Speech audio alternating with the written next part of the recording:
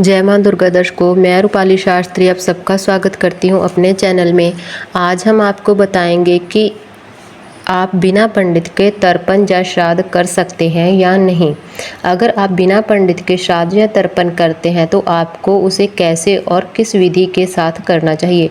बिना पंडित के किया गया श्राद्ध आपको सही ढंग से पितृदोष से मुक्त कर पाएगा या बिना पंडित के किया गया श्राद्ध आपके पितर को खुश करके उनकी आत्मा को शांति प्रदान कर पाएगा या नहीं। क्या बिना पंडित के श्राद्ध करना हमारे लिए सही रहता है या फिर इसका हमारे लिए कोई अशुभ फल निकलता है। यह सारी जानकारी आज हम आपको अपनी इस वीडियो में बताने जा रहे हैं और कुछ खास उपाय भी जिनको करने से आपके पितरों को मोक्ष की प्राप्ति के मार्ग खुल जाते हैं। अगर आपके वहाँ पंडित की सुविधा नहीं है तो आप पंडित के बिना भी श्राद्ध कर सकते हैं, मगर इसके लिए आपको कुछ खास बातों का ध्यान रखना जरूर होगा।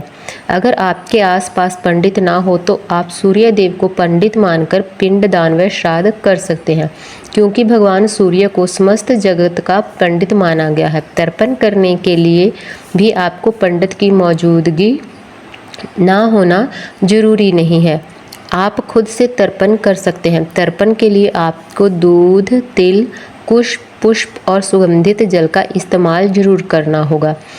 अगर घर पर कोई मर्द नहीं है तो औरतें भी तर्पण कर सकती हैं, मगर औरतें कुश और काले तिल का प्रयोग नहीं कर सकती तर्पण के समय। यह बात खास करके आपको ध्यान में रखनी होगी। अगर परिवार में कोई सदस्य मौजूद नहीं है तो रिश्तेदार, पुरोहित या फिर कुल गुरु के द्वारा किया गया श्राद्ध भी पितरों को मान्य होता है और वह संतुष्ट भी हो जाते हैं।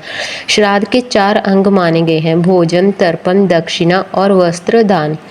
शास्त्रों के अनुसार अगर पंडित नहीं है तो आप सूर्य भगवान को ही पंडित मानकर श्राद्ध कर सकते हैं, जिससे पितरों को मोक्ष की प्राप्ति हो सके। आप बिना पंडित के ही उत्तर दिशा की तरफ मुख करके जौ छोड़ें, जल गिराएं। इसके बाद दक्षिण दिशा की तरफ मुंह करके काले तिल छोड़ें और दिव्य पितरों के लिए पितर तीर्थ से 2 बार जल गिराएं।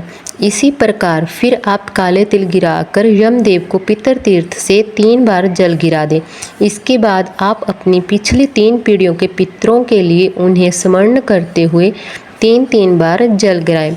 इसी प्रकार तिल छोड़ते हुए अपनी माता पक्ष के 3 पीढ़ियों के पितरों को स्मरण करते हुए 3-3 बार जल गिराएं। इसके बाद आप पूर्व दिशा की ओर मुख करते हुए चावल छोड़ने के बाद देवीय तीर्थ से देवासुर, नाग पक्ष, गंधवर्ग, जलचर, नभचर इत्यादि को जल दिया जाता है।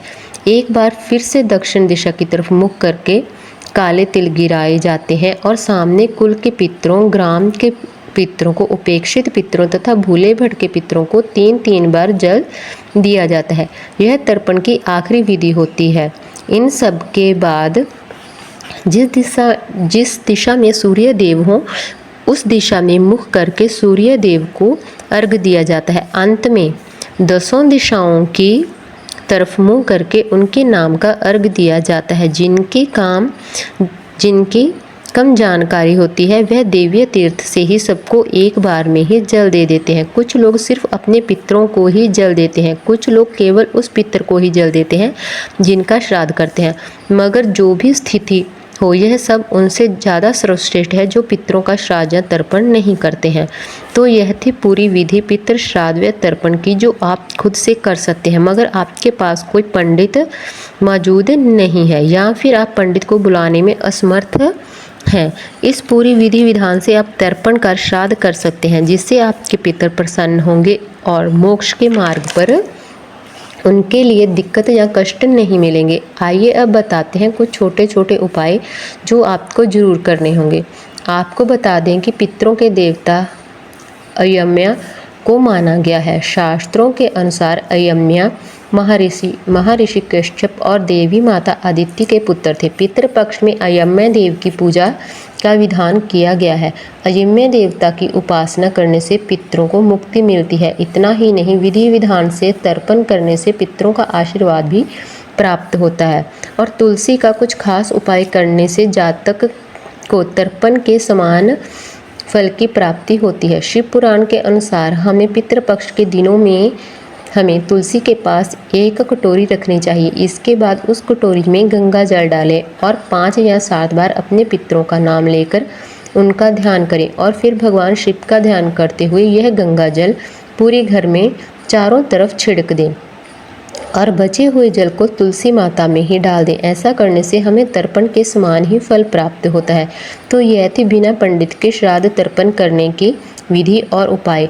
हमारी अगली वीडियो में हम आपको बताएंगे पितृपक्ष में घर में कौन सा भोजन या सब्जियां बनाने से पितर नाराज होकर हमें अशुभ फल प्रदान करते हैं और हमें पितर दोष से कष्ट से गुजरना पड़ता है। आपको हमारी जानकारी कैसी लगी हमें कमेंट कर जरूर बताएं। जिन लोगों ने हमारा चैनल सब्सक्राइब नहीं किया कृपया वो चैनल को सब्सक्राइब कर लें, लाइक कर लें, कमेंट कर लें और शेयर कर लें। जय मां दुर्गा।